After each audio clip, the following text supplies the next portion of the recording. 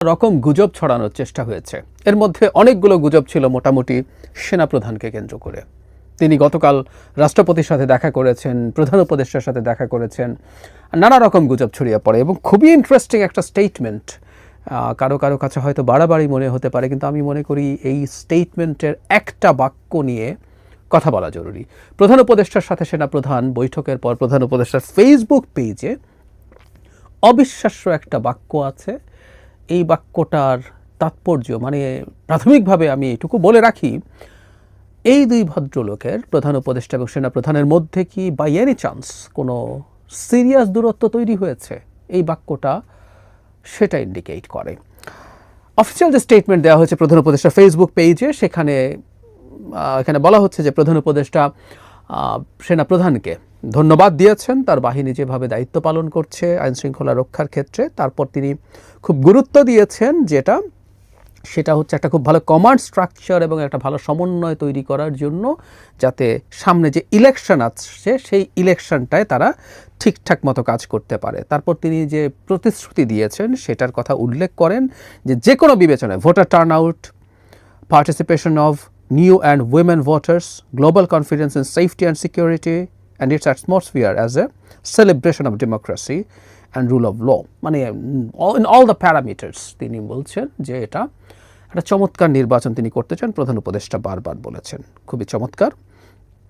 শেষ প্যারাগ্রাফে এসে বলা হয়েছে, জেনারেল ওয়াকারুজ্জামান বলছেন যে তার পূর্ণ কোঅপারেশন দেবেন। এই বাক্যটা, যে বাক্যটার কথা বলছি, he urged the chief adviser not to pay attention to rumours circulating around.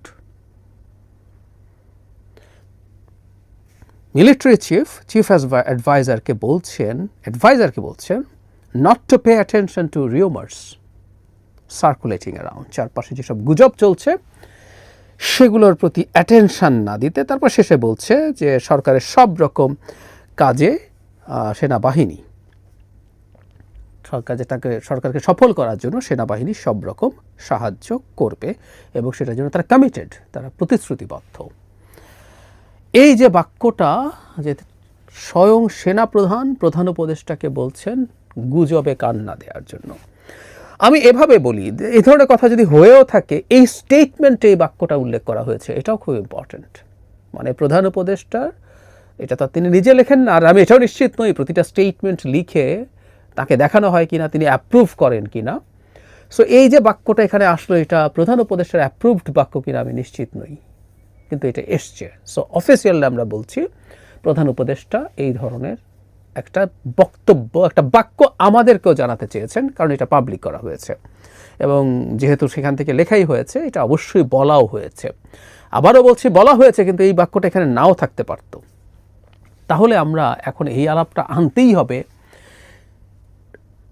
মানে যখন রিউমারের কথা বলা হলো, তারপর কিন্তু সেনাপ্রধান বলছেন যে না, সরকারের যাবতীয় যা যা কাজ আছে সেগুলোর ক্ষেত্রে সরকারকে সফল করার জন্য তাকে সাহায্য করতে সেনাপ্রধান বলছেন তারা কমিটেড।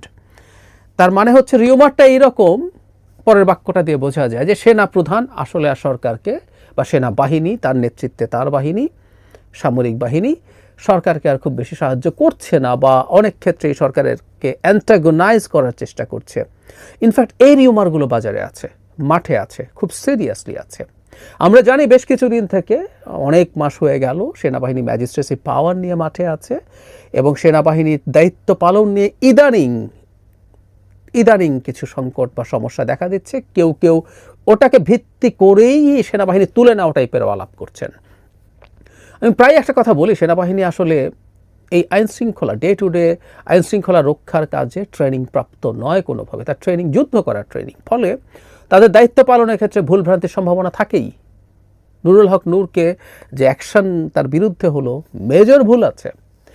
দেখলাম এই বাহানাতে, বা চট্টগ্রাম বিশ্ববিদ্যালয়ে যখন সংকট হচ্ছে, ঝামেলা হচ্ছে, তখন সেনাবাহিনীর আসতে দেরি হওয়া বা পদক্ষেপ নিতে কিছুটা দেরি হওয়া, এই ধরনের অভিযোগ করে সেনাবাহিনী তুলে নাও, সেনাবাহিনী ব্যারাকে ফিরিয়ে নাও, এই আলাপ অনেকে করছেন এবং গুরুত্বপূর্ণ সোশ্যাল মিডিয়া ইনফ্লুয়েন্সাররাও করছেন।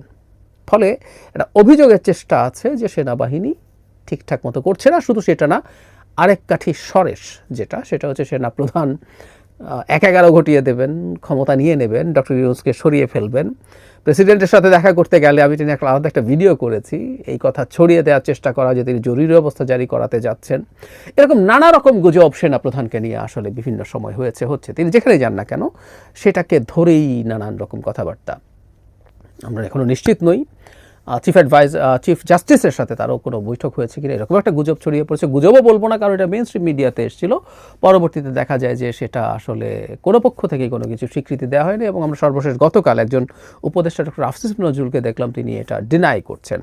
সো আমরা জানি না, মানে সেনাপ্রধানকে নিয়ে নানান রকম কথাবার্তা হচ্ছে। এখন আমাদের যে প্রশ্নটা আসলে করতে চেয়েছি, এগুলোর ব্যাপারেও কি বাই এনি চান্স প্রধান উপদেষ্টা কনফিউজড? তিনিও কি এই গুজবের পাল্লায় পড়েছেন কোনো না কোনোভাবে?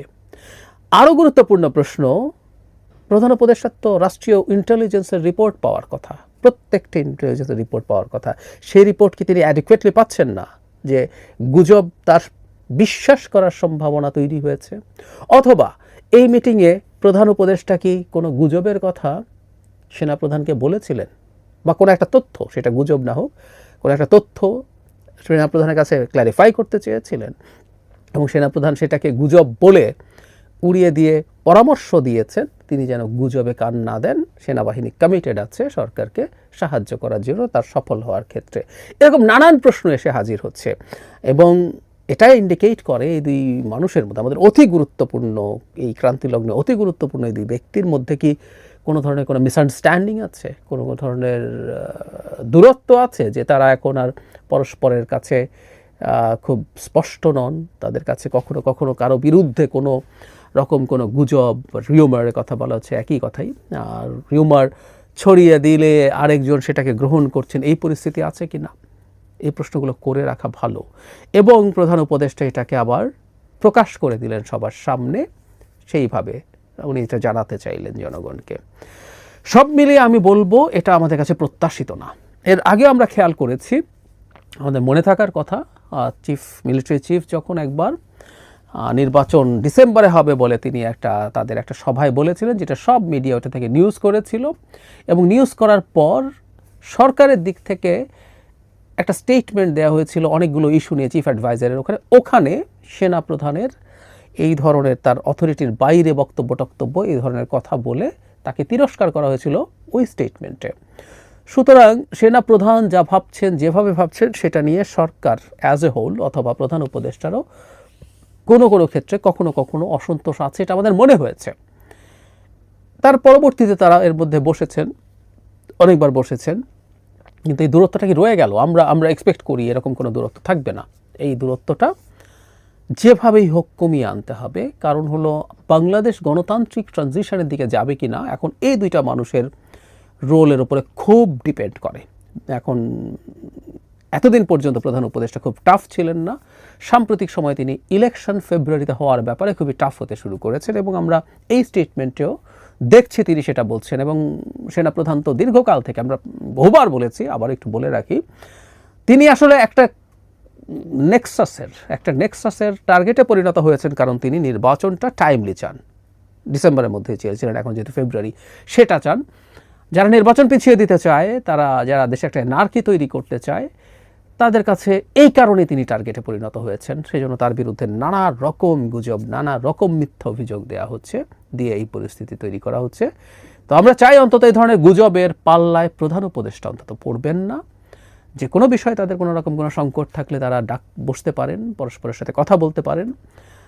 প্রধান উপদেষ্টা মানে কথার ক্ষেত্রে একজন ম্যাজিশিয়ান, উনি যে কারোর সাথে বসে যে কারোর সাথে এত অসাধারণভাবে কমিউনিকেট করতে পারেন, তিনি চাইলে যে কোনো সমস্যা আলাপের মাধ্যমে, কথার মাধ্যমে সমাধান করতে পারেন। সো আমরা এই টার্ময়েলের টাইমে এমন কোনো পরিস্থিতি দেখতে চাই না যে দুজনের মধ্যে কোনো দূরত্ব আছে, যদি থেকে থাকে সেটা যেন মিটিয়ে ফেলার চেষ্টা